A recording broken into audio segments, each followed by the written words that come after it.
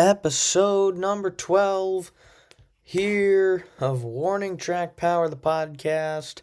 You're going to see some of the draft episodes that I film. My friend's going up every Wednesday for the next 3 Wednesdays to follow. The first one's already up. Please go check that out.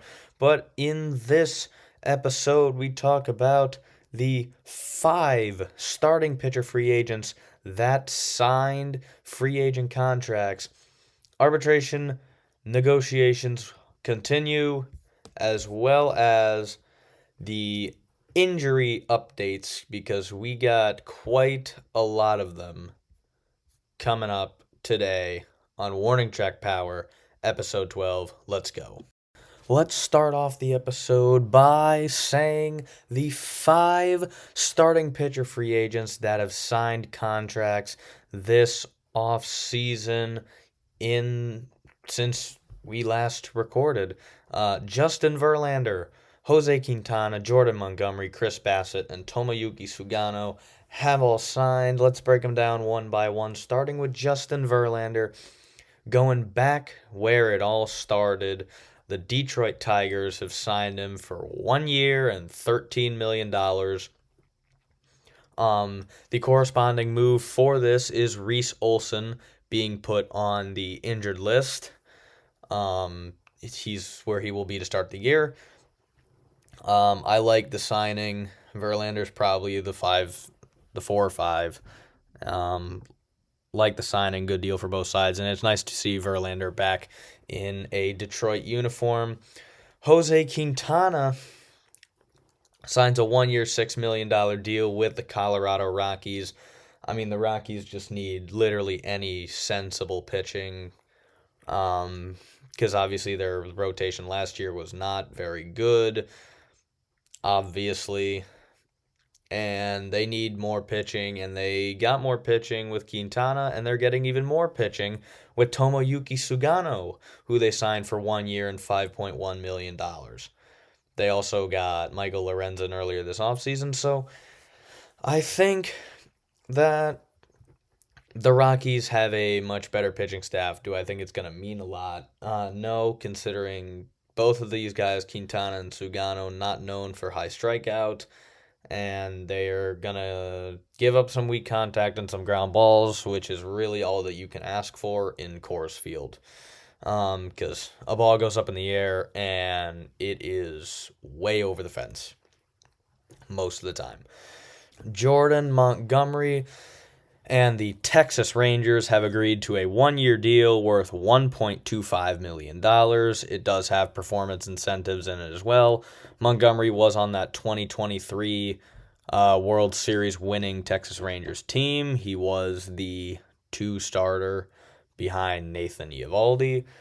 And Chris Bassitt has signed with the Orioles for 1 year and $18.5 million with a $3 million signing bonus. And if he starts 27 games for the Orioles, he'll get an additional $500,000. All in all, I like all these signings, to be honest, for their teams. And I think this is all 5 of these pitchers getting 1-year deals is pretty reasonable to think about, just due to who they are. They're not the biggest names on the board, but they are going to go out there and they're going to give you some starts, and they're going to hopefully make your team better. And I think every team that signed these pitchers got better. But coming up next, we have the updates on the injuries. The first one, spring training starting, pitchers and catchers have reported, obviously. And thus, we have some injuries to talk about. Romy Gonzalez of the Boston Red Sox has left shoulder inflammation. So he is going to be missing some time. Anthony Santander is going to have shoulder surgery. He's going to miss 5 to 6 months of the season. Shane Bieber and Bowden Francis of the Toronto Blue Jays. Bieber's got an arm issue, and Francis is set for Tommy John surgery. 2 guys going on the 60-day IL, Chris Bryant and Spencer Schwellenbach. And 3 guys are needing hamate surgeries. That is Corbin Carroll, Jackson Holliday, and Francisco Lindor. And obviously, Carroll was going to play in the WBC, and slated to replace Corbin Carroll is Roman Anthony of the Boston Red Sox. So that is clear. Those are the updates on the injuries.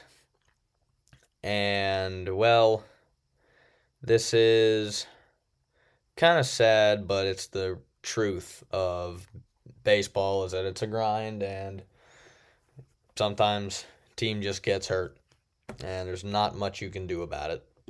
But moving on, because arbitration negotiations are going to continue.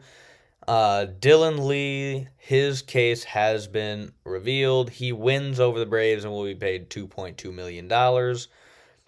Reed Detmers loses his arbitration case to the Angels, the only one who has lost yet, and will be paid $2.65 million instead of $2.95 million. And Tyler Stephenson wins over the Reds and will be paid $6.55 million in 2026. We're going to wrap this episode up with some small moves. The Braves have signed Jonah Heim, the switch-hitting catcher, plays good defense, to a one-year deal worth $1.5 million. How much he plays, I don't know when they have Drake Baldwin and Sean Murphy, but there you go.